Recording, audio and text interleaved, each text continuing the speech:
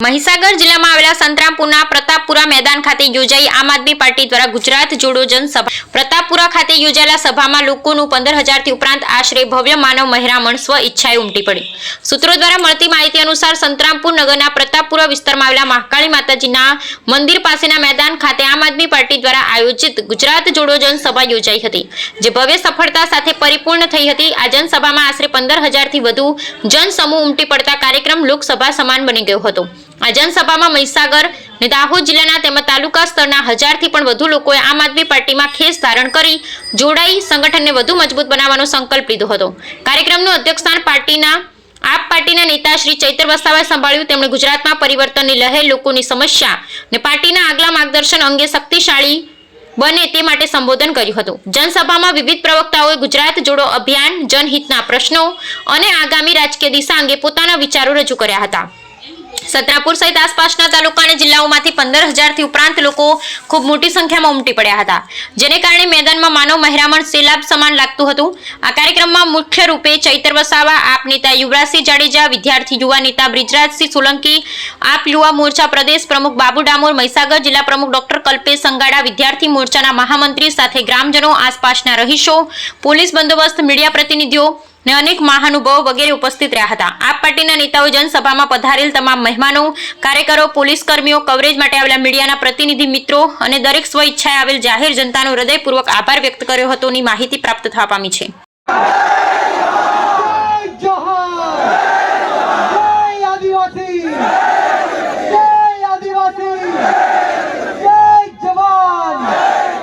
आजाद है हमारी हे मारो एकलो आदिवासी जंगल नो रेवासी।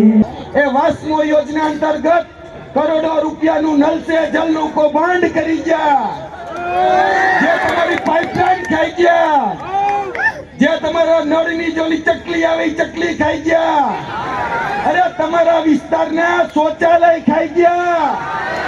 હવે તમારા વિસ્તારમાં એક સારો રોડ નથી બનાવી શકતા। અત્યારે મેં આ રોડની હાલત જોઈને આવ્યા, હું ને બ્રિજરાજભાઈ, ચેતરભાઈ રોડ ઉપર હાલીને આવી જોતા હતા તો રોડની ઉપર 2 ફૂટના ખાડા છે। એટલે મેં ચેતરભાઈને પૂછ્યું કે ચેતરભાઈ, આ રોડમાં ખાડા છે કે ખાડામાં રોડ છે, કઈ સમજાતું નથી।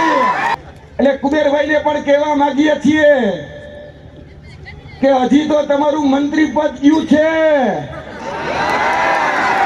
જો આવનાર દિવસોમાં આ વિસ્તારના યુવાનોના, આ વિસ્તારના આદિવાસીઓના, આ વિસ્તારના ખેડૂતોના જો તમે કામ ન કર્યા તો તમારા સુપડા સાફ કરી નાખવાની જવાબદારી છે। એ જ કુબેરભાઈ ડિંડોરને અમે એનું પાણી યાદ કરાવી દીધું હતું ત્યારે આ 24,700 શિક્ષક ભરતીની જાહેરાત થઈ। આ કુબેરના ખજાને ખોટ નથી, કુબેરના ખજાને ખોટ નથી, પણ એની નીતિમાં ખોટ છે, એટલે આપણે ભોગવી રહ્યા છીએ। એના કાર્યકાળમાં સારું શિક્ષણનું કાર્ય કરી શકતા હતા। એના શિક્ષણ મંત્રી હતા ત્યારે, એ આદિજાતિ મંત્રી હતા ત્યારે આદિવાસી સમાજનો વિકાસ કરી શકતા હતા, પણ એને એ ન કર્યું। હવે ગામે ગામ રેલીઓ કાઢીને કહે છે કે હવે આપણે આદિવાસી સમાજનો વિકાસ કરીશું। એ ભંડારા ગામની અંદર આજ દિન સુધી એ પોતાનો રસ્તો નથી બનાવી શક્યા। આજે તમારાથી અમારા રસ્તાઓ નથી બન્યા। તમે ખાલી ને ખાલી 2500 કરોડ ભેગા કરવાનું કામ કર્યું છે। હવે વધારે મોટી વાતો કરવાનું બંધ કર દો। આમ આદમી પાર્ટી અને અહીંયા બેઠેલા દરેક આમ આદમી જાગી ગયા છે। જય જવાન, જય જવાન, જય જવાન, ઇન્કલાબ, ઇન્કલાબ।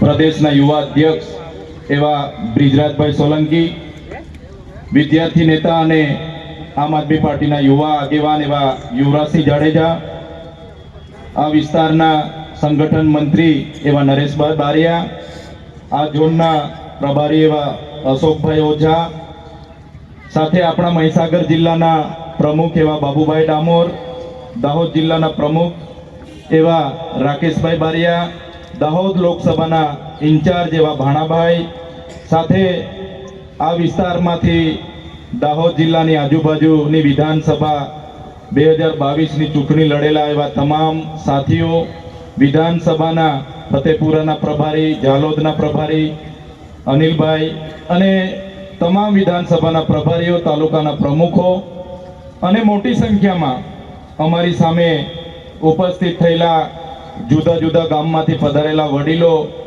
યુવાનો, માતા બહેનો, ભૂલકાઓ, આપણો અવાજ ગુજરાત સમેત પૂરા દેશ સુધી પહોંચે એના માટે સતત 12 વાગ્યાનું કવરેજ, ખડે પગે રહીને 12 વાગ્યાથી કવરેજ કરતા એવા મીડિયાના મિત્રો, આપણો પ્રોગ્રામ ખૂબ સારી રીતે થાય, કાયદો વ્યવસ્થા જળવાય અને સુચારુ આયોજન થાય એના માટે સેવા આપી રહેલા પોલીસના તમામ અધિકારીઓ, કર્મચારીગણ બધા માટે એકવાર જોરદાર આપણે તાળીઓ પાડી લઈશું. જનસભા હતી. હજારોની સંખ્યામાં આ વિસ્તારના વડીલો, યુવાનો, માતા બહેનો અહીં ઉપસ્થિત હતા અને ઘણા ભાજપમાંથી, કોંગ્રેસમાંથી અને ઘણા બીજી પાર્ટીઓમાંથી પણ આજે આમ આદમી પાર્ટીની વિચારધારા સાથે જોડાયા છે. આજે સંવિધાન દિવસ પણ છે, આમ આદમી પાર્ટીનો સ્થાપના દિવસ પણ છે અને 11/26ના રોજ મુંબઈમાં પણ જે તાજ હોટલ પર હુમલો થયો એ દિવસ પણ છે, ત્યારે એને વિધિસર રીતે અમે શ્રદ્ધાંજલિ આપીને આગળનો કાર્યક્રમ ચાલુ રાખ્યો છે. મારી સાથે યુવા અધ્યક્ષ બ્રિજરાજભાઈ છે, યુવરાજભાઈ છે અને અહીંના સ્થાનિક બધા પદાધિકારીઓ છે. આજની સભામાં તમે જોયું હશે, આ મહીસાગર જિલ્લો એટલે આખા ગુજરાતમાં નલ સે જલ કૌભાંડનો એપી સેન્ટર. આ જ વિસ્તારના દાહોદમાં મનરેગા કૌભાંડનું એપી સેન્ટર, 73 AA ની જમીનોનું એપી સેન્ટર. હમણાં ઝાલોદમાં એરપોર્ટના નામે જમીનો છીનવાઈ રહી છે. આ વિસ્તારમાં કડાણા ડેમ, પાનમ ડેમ અને બીજા નાના નાના ડેમના લોકોને વિસ્થાપિતો કરી દીધા છે. હજુ પણ એમને વળતર નથી મળી, જમીન નથી મળી, હજુ પણ નોકરીઓ નથી મળી. સાથે આ જ્યાં આપણે ઊભા છે એ સંતરામપુરથી એ નગરપાલિકાના કેટલાક આગેવાનો હમણાં રજૂઆત કરવા માટે આવ્યા હતા કે ગટર લાઇનના કામો નથી થતા, સ્વચ્છતાના કામો નથી થતા, રોડ રસ્તાના કામો નથી થતા અને એક નાનું કામ કરાવવા માટે પણ લોકોએ ટકાવારી આપવી પડે છે. ભ્રષ્ટાચાર એટલો બધો છે. ત્યારે અમે આ તમામ લોકોને આહવાન કર્યું છે. આમ આદમી પાર્ટીમાં આવનારા દિવસોમાં તમામ યુવાઓ, વડીલો, આગેવાનો આવશે, જોડાશે અને આવનારી તાલુકા, જિલ્લા પંચાયત હશે, આવનારી નગરપાલિકા હશે, અમે મજબૂતાઈથી અહીંયા લડવાના છે અને અમને આ વિસ્તારની જનતાનો જે અમને સહકાર મળે છે, આજે તમે ભીડ જોઈ હશે, એમણે બધાએ જ અમને કીધું કે પરિવર્તન લાવવું છે. મને પૂરેપૂરો વિશ્વાસ છે કે મહીસાગર જિલ્લાની તમામ તાલુકા પંચાયતો, નગરપાલિકા અને જિલ્લા પંચાયત આવનારા દિવસોમાં આમ આદમી પાર્ટીની બનવા જઈ રહી છે. અહીંના જ પ્રભારી મંત્રી છે પીસી બરંડા દ્વારા એક નિવેદન આપવામાં આવ્યું હતું કે અમારે થોડો દારૂ ચાલુ રાખવો જોઈએ. એ બાબતે આપનું શું કહેવું છે? તમે જોયું હશે, આદિવાસી સમાજમાંથી જેને પણ મંત્રીમંડળમાં લેવામાં આવે છે એનું તો કોઈ ચાલતું નથી. કુબેરભાઈ ડિંડોર જ્યારે શિક્ષણ મંત્રી, આદિજાતિ મંત્રી હતા, એમના કાર્યકાળ દરમિયાન 28/10/2024ના રોજ આદિજાતિ વિદ્યાર્થીઓને જે પોસ્ટ મેટ્રિક શિષ્યવૃત્તિ મળતી હતી એ બંધ કરી દીધી છે.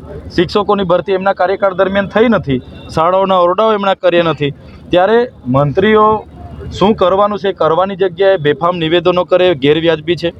એ મંત્રીએ એમણે પણ સ્વીકાર્યું કે અહીંયા દારૂ મળે છે. ગુજરાત સરકાર જે પણ એમના હરસંઘવી કહેતા હોય કે દારૂબંધી છે, પણ એમના પીસી બરંડા જે મંત્રી છે એમણે કીધું કે ભાઈ દારૂ વેચાય છે અને વેચાવવો જ જોઈએ, લોકોએ પીવું જ જોઈએ. તો આ એમની મંત્રીઓની માનસિકતા છે, એમની સરકારની માનસિકતા છે, એ છતી થઈ છે. હું આગળ પણ તમને કદાચ ખબર હશે, 2024ની લોકસભામાં મારું નામ ઇન્ડિયા ગઠબંધનમાં જાહેર થયું. 4 વખત એમના પ્રદેશના નેતાઓના માણસો મને લઈ ગયા, એમની સાથે ટેબલ ટુ ટેબલ બેસાડ્યા અને ભાજપમાંથી લોકસભા લડો એવું ખૂબ દબાણ નાખવામાં આવી. મને જેલમાં પણ મારા પરિવાર સાથે 90 દિવસ રહેવું પડ્યું. છૂટીને અમે કીધું કે અમે તો લડવાવાળા લોકો છે ને અમે લડ્યા. ભલે હું 86,000 મતથી ભરૂચ લોકસભા હારી ગયો, પણ મને વગર પૈસે, વગર દારૂએ, એકલા દમ પર કોંગ્રેસનો સહકાર મને નહીં મળ્યો, છતાં મને 5,22,000 મત ત્યાંથી મળેલા. ત્યારે હમણાં પણ જે આ જેલનો જે મને જેલમાં જે નાખવામાં આવ્યા, સેન્ટ્રલ જેલમાં, એની પાછળનું જે આખું કાવતરું હતું ભારતીય જનતા પાર્ટીમાં લઈ જવા માટેનું હતું. વડાપ્રધાન શ્રી ડેડિયાપાડામાં પહેલાં 30 ને 31 2 દિવસ કેવડિયામાં હતા ને એની બાજુમાં જ 15 તારીખે મારા ત્યાં ડેડિયાપાડામાં આવ્યા.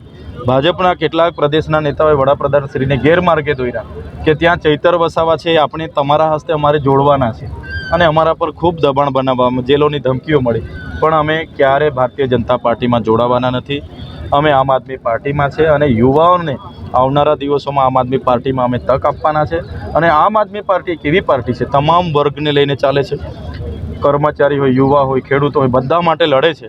અને આવનારા દિવસોમાં ગુજરાતમાં જો કોઈ પરિવર્તન લાવશે તો એ આમ આદમી પાર્ટી લાવવાની છે. જિગ્નેશ મેવાણીને આપણે સમર્થન જાહેર કર્યું છે, એ બાબતે શું કહેવાય? વાત તો બિલકુલ સાચી જ છે. દારૂબંધીના અમે કરોડો રૂપિયાના ખર્ચાઓ થાય છે. દારૂબંધી ક્યાં છે? આજે તો દારૂ બેફામ મળે છે. મેં પોતે ભરૂચના એસપીને 35 જેટલા વિડીયો આપ્યા હતા. પોલીસ હપ્તા લેવા જાય એના વિડીયો મેં આપ્યા હતા. અને જે આવકાર ફાર્મામાં 5,000 કરોડનું દિલ્હી પોલીસે ડ્રગ્સ પકડ્યું, એ કંપની આજે ચાલુ છે. 2400 કરોડનું જેમનું ડ્રગ્સ પકડાયું, 1 વર્ષ થઈ. ઇમ્યુનિટી કંપની આજે ફરી ચાલુ થઈ ગઈ. સાયકામાં 1383 કરોડનું ડ્રગ્સ પકડાયું, એ કંપની ફરી ચાલુ થઈ ગઈ. તો આટલું મોટું ડ્રગ્સ પકડાય છે, કંપનીઓ પાછી કેમ ચાલુ થઈ જાય છે? કોના આશીર્વાદથી? તો ભાજપના નેતાઓના આશીર્વાદથી જ આ બધું થાય છે. અમે કોઈ પોલીસ અધિકારીઓને અમારી સાથે કોઈ ટાર્ગેટ નથી કે અમે કોઈને વ્યક્તિગત અમારા દુશ્મન નથી.